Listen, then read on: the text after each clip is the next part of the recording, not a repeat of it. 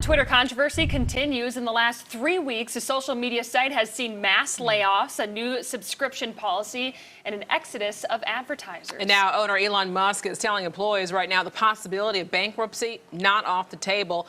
Queen City News chief business correspondent Taylor Young explains what that would mean for the Charlotte-based bank involved in the Twitter purchase. In his third week as the owner of Twitter, Elon Musk is warning employees of difficult times ahead.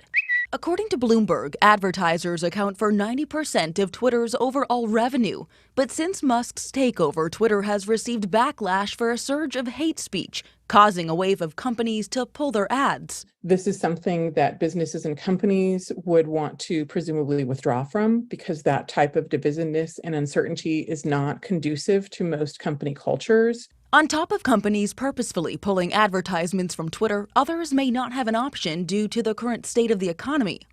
When prices rise, typically the first expenditure to get cut is ads. We go into recession, there's not going to be as much advertising dollars, which drive a lot of technology companies, and they're trying to get their costs in order. Matthew Bradbury is a Charlotte investment banker that helps people buy or sell companies. Typically, when you buy a company, there could be all kinds of capital that goes into the capital structure, from equity, where you saw Elon Musk have to write a check to buy it, but he probably borrowed some money from people too. One of those contributors is Bank of America. Out of the $44 billion needed to purchase Twitter, about $2.5 billion is coming from the Charlotte-based bank.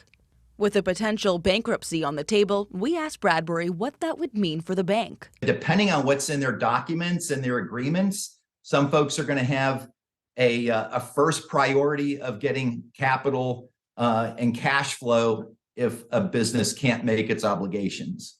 And then the guys that are junior, they're going to be in a less advantaged position. That was Taylor Young reporting.